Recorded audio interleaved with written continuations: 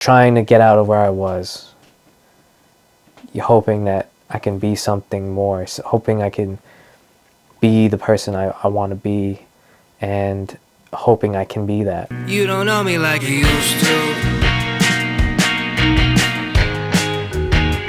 You don't know me like you did before. I remember I was on my way to work at a job I hated.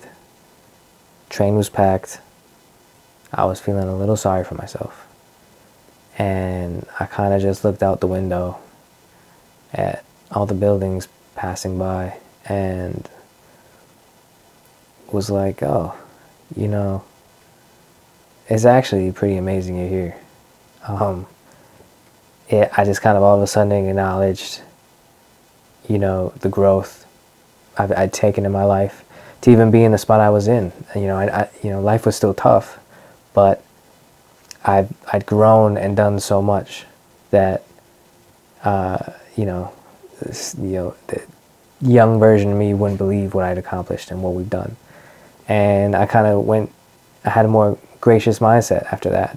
And the words, "You don't know me like you used to," kind of just like popped into my head. And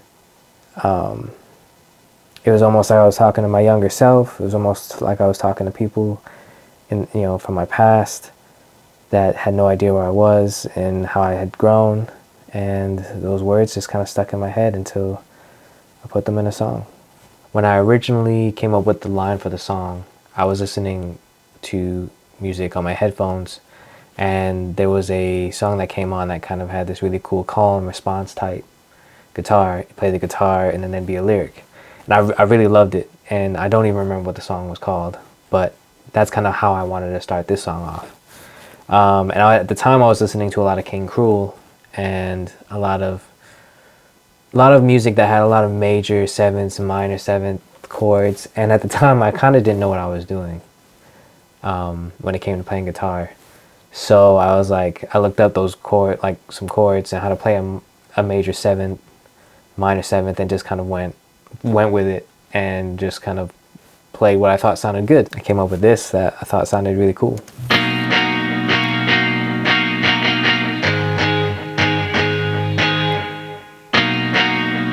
Pretty spacey, echoey, but kind of clean.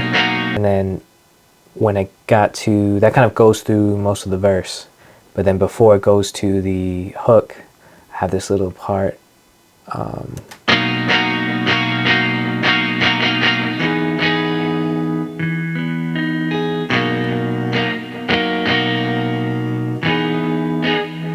just a different chord to break it up. And these chords I like because they're a little more vibey, a little more reflective, which is what I kind of liked. Yeah, I had the storytelling in the first part where I kind of wanted that dynamic, and then I have this. A lot of times when I make a song, I'll either start with, sometimes I just start with the main chords of the instrument. So this one was guitar, and I'll have all the guitar parts, and then I'll add drums, and then I'll add bass, and then I'll add everything else. But I write the song to the chords, and when they kind of feel like they're sitting well, then I just kind of build around that. For the drums, I wanted to do something that was had a little bit of energy, a little bit of swag, I guess. I don't know if people still use that word, but just a little bit of, a little bit of funk. So I locked in with the kick and the snare first, threw in some hats, cymbals, and I have some toms in there.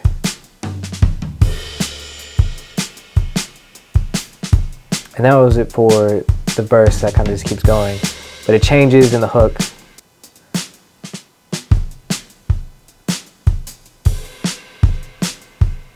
Just ever so slightly.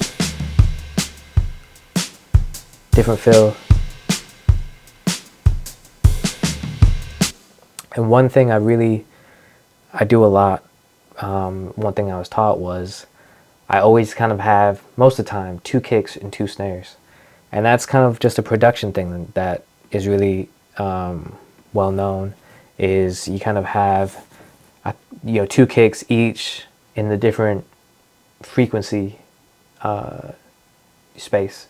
So maybe a kick with a lot more low end, you know, and another kick with some more top end, and to combine they make like the perfect kick. So here's just the one kick, and I'm gonna add a second right here. Just sounds different. Do the same thing with snares.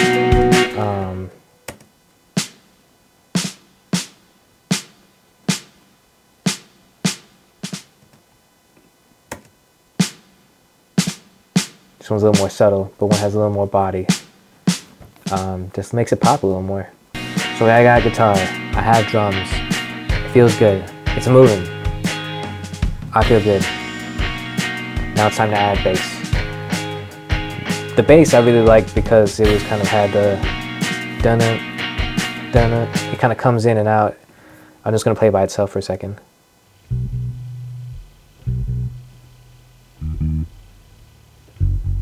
Second part of the verse, it changes. It has this.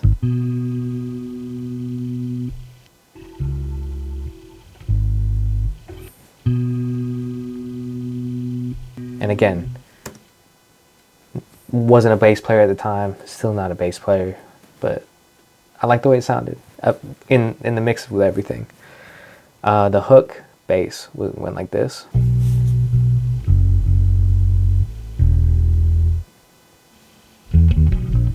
I love that part. Where it has that. And yeah, those are the three different bass parts. I don't like to have the same loop going across the whole thing, because I like each song to be kind of a different journey. I want to take you through a journey, but I still want it to feel whole. And this one, I think I wanted all the changes because it's a song about growth. It's a song about changing and growing over time. So obviously you want the song to have, a few different changes. You want it to take you to this place, so it feels like the song's growing. So after adding all those parts, it's kind of like the main meat of the song. This is where you kind of add the ear candy, you add the other textures and layers. One thing I love to add is pads, so some atmospheric instrument that you kind of fills in the space in the back. I found these keys that are called Dream Come Through, which I really like the sound of, so I was like, oh, sounds kind of perfect.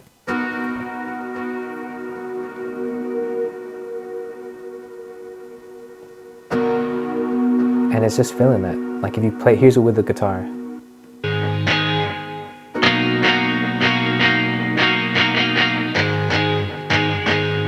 It kind of follows that guitar chord. It helps that it kind of linger a little bit. And then I increase the times I play it in the verse, because I want the verse to be a little more, I want it to be bigger. I want it to have more sound and more landscape.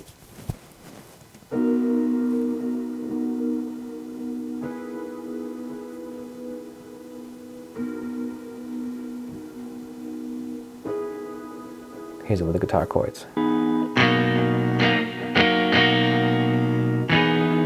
It's subtle, like you don't even know it's there in a way, but you can kind of feel it. Another thing I thought, I don't know, I'm always looking for like different layers, different sounds. I threw in a marimba, because I like the sound of those.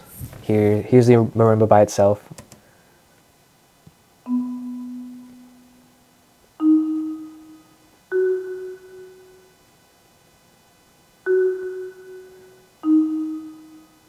I think I liked it because it sounds like it brings you back to kind of childhood in a way, like, the little xylophone toys, but like a more grown-up version.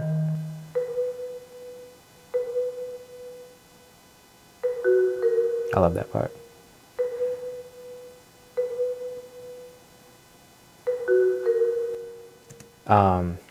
Yeah, I just like it. It just adds a different texture. These little hits when everything else is going on, these little hits that just kind of come and go. And for the hook, I have a marimba too.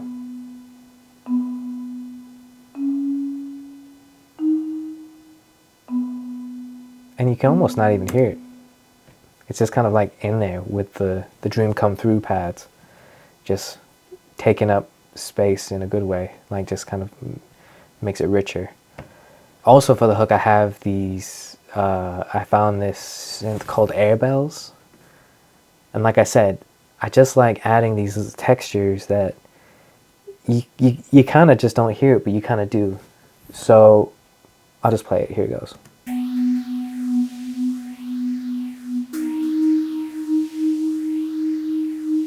And this is going in the left and right ear. It kind of moves.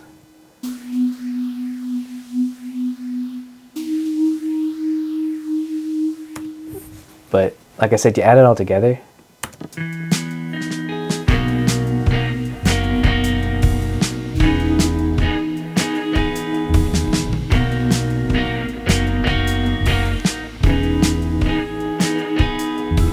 I'll take the guitar out so you can kind of hear just with the ear candy.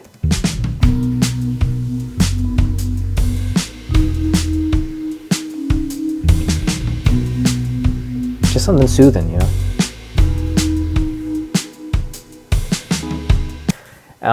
And like I said, I was listening to a lot of King Cruel at the time, so there's some songs he has that have saxophone, and I love saxophone. It's hard to put saxophone in a lot of things, and I can't play saxophone. But I put a plugin in, and I was like, oh, this just needs like just a touch of sax, just to make me feel classy. And here's the sax.